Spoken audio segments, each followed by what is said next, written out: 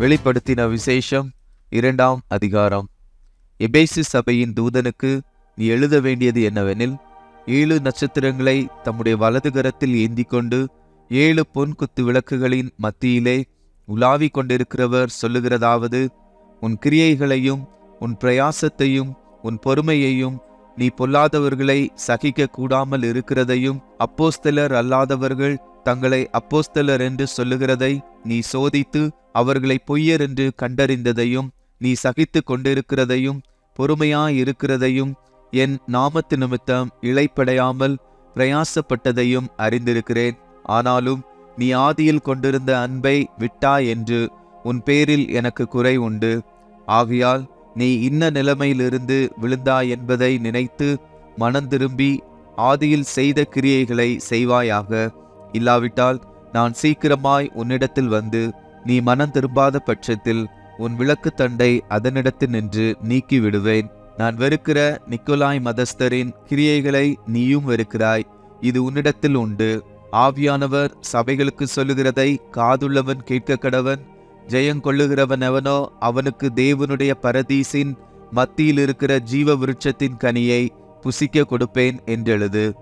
Smyrna சபையின் தூதனுக்கு நீ எழுத வேண்டியது என்னவெனில், முந்தினவரும் பிந்தினவரும் மரித்திருந்து பிழைத்தவரும் ஆனவர் சொல்லுகிறதாவது: உன் கிரியைகளையும் உன் உபத்திரவத்தையும், நீ ஐஸ்வர்யமுள்ளவனாயிருந்தும் உனக்கிருக்கிற தரித்திரத்தையும், தங்களை யூதர் என்று சொல்லியும் யூதராயிராமல் சாத்தானுடைய கூட்டமாயிருக்கிறவர்கள் செய்யும் தூஷணத்தையும் அறிந்திருக்கிறேன்.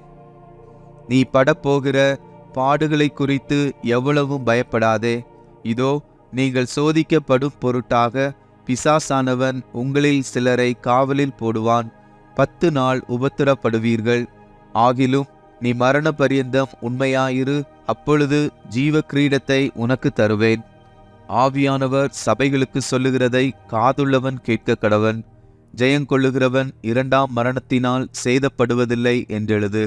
பெர்கமு சபையின் தூதனுக்கு நீ எழுத வேண்டியது என்னவெனில், இருபுறமும் கருக்குள்ள பட்டயத்தை உடையவர் சொல்லுகிறதாவது: உன் கிரியைகளையும் சாத்தானுடைய சிங்காசனம் இருக்கிற இடத்தில் நீ குடியிருக்கிறதையும், நீ என் நாமத்தை பற்றி கொண்டிருக்கிறதையும், சாத்தான் குடிக்கொண்டிருக்கிற இடத்திலே உங்களுக்குள்ளே எனக்கு உண்மையுள்ள சாட்சியான அந்திப்பா என்பவன் கொல்லப்பட்ட நாட்களிலும் என்னை பற்றும் விசுவாசத்தை நீ மறுதலியாமல் இருந்ததையும் அறிந்திருக்கிறேன்.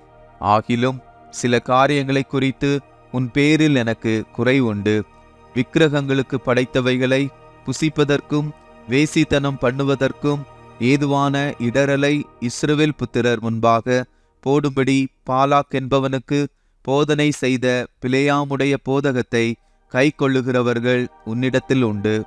அப்படியே நிக்கோலாய் மதஸ்தருடைய போதகத்தை கை கொள்ளுகிறவர்களும் உன்னிடத்தில் உண்டு. அதை நான் வெறுக்கிறேன். நீ மனம் திரும்பு. இல்லாவிட்டால் நான் சீக்கிரமாய் உன்னிடத்தில் வந்து என் வாயின் பட்டயத்தால் அவர்களோடே யுத்தம் பண்ணுவேன். ஆவியானவர் சபைகளுக்கு சொல்லுகிறதை காதுள்ளவன் கேட்க கடவன். ஜெயங்கொள்ளுகிறவனுக்கு நான் மறைவான மன்னாவை புசிக்க கொடுத்து அவனுக்கு வெண்மையான குறிக்கல்லையும் அந்த கல்லின் மேல் எழுதப்பட்டதும் அதை பெறுகிறவனே அன்றி வேறொருவனும் அறியக்கூடாததுமாகிய புதிய நாமத்தையும் கொடுப்பேன் என்றெழுது. தியத்தீரா சபையின் தூதனுக்கு நீ எழுத வேண்டியது என்னவெனில், அக்கினி ஜுவாலை போன்ற கண்களும் பிரகாசமான வெண்கலம் போன்ற பாதங்களும் உள்ள தேவகுமாரன் சொல்லுகிறதாவது: உன் கிரியைகளையும் உன் அன்பையும் உன் ஊழியத்தையும் உன் விசுவாசத்தையும் உன் பொறுமையையும், நீ முன்பு செய்த கிரியைகளிலும் பின்பு செய்த கிரியைகள் அதிகமாயிருக்கிறதையும் அறிந்திருக்கிறேன். ஆகிலும் உன் பேரில் எனக்கு குறை உண்டு. என்னவெனில், தன்னை தீர்க்கதரிசி என்று சொல்லுகிற எசபேல் என்னும் ஸ்திரீயானவள் என்னுடைய ஊழியக்காரர் வேசித்தனம் பண்ணவும் விக்கிரகங்களுக்கு படைத்தவைகளை புசிக்கவும் அவர்களுக்கு போதித்து அவர்களை வஞ்சிக்கும்படி நீ அவளுக்கு இடம் கொடுக்கிறாய். அவள் மனம் திரும்பும்படியாய் அவளுக்கு தவணை கொடுத்தேன். தன் வேசி மார்க்கத்தை விட்டு மனம் திரும்ப அவளுக்கு விருப்பமில்லை. இதோ, நான் அவளை கட்டில் கிடையாக்கி அவளுடனே விபச்சாரம் செய்தவர்கள் தங்களுடைய கிரியைகளை விட்டு மனம் திரும்பாவிட்டால் அவர்களையும் மிகுந்த உபத்திரவத்திலே தள்ளி அவளுடைய பிள்ளைகளையும் கொல்லவே கொல்லுவேன். அப்பொழுது நானே உள்ளிந்திரியங்களையும் இருதயங்களையும் ஆராய்கிறவர் என்று எல்லா சபைகளும் அறிந்து கொள்ளும். அன்றியும் உங்களில் ஒவ்வொருவனுக்கும் உங்கள் கிரியைகளின்படியே பலனளிப்பேன். தியாத்தீராவிலே இந்த போதகத்தை பற்றி கொள்ளாமலும் சாத்தானுடைய ஆழங்கள் என்று அவர்கள் சொல்லுகிறார்களே, அந்த ஆழங்களை அறிந்து கொள்ளாமலும் இருக்கிற மற்றவர்களாகிய உங்களுக்கு நான் சொல்லுகிறதாவது, உங்கள் மேல் வேறொரு பாரத்தையும் சுமத்த மாட்டேன். உங்களுக்குள்ளதை நான் வருமளவும் பற்றி கொண்டிருங்கள். ஜெயங்கொண்டு முடிவு பரியந்தம் என் கிரியைகளை கை கொள்ளுகிறவன் எவனோ அவனுக்கு நான் என் பிதாவினிடத்தில் அதிகாரம் பெற்றது போல ஜாதிகள் மேல் அதிகாரம் கொடுப்பேன். அவன் இருப்புக்கோலால் அவர்களை ஆளுவான். அவர்கள் மண்பாண்டங்களைப் போல நொறுக்கப்படுவார்கள். விடிவெள்ளி நட்சத்திரத்தையும் அவனுக்கு கொடுப்பேன். ஆவியானவர் சபைகளுக்கு சொல்லுகிறதை காதுள்ளவன் கேட்க கடவன் என்றெழுது.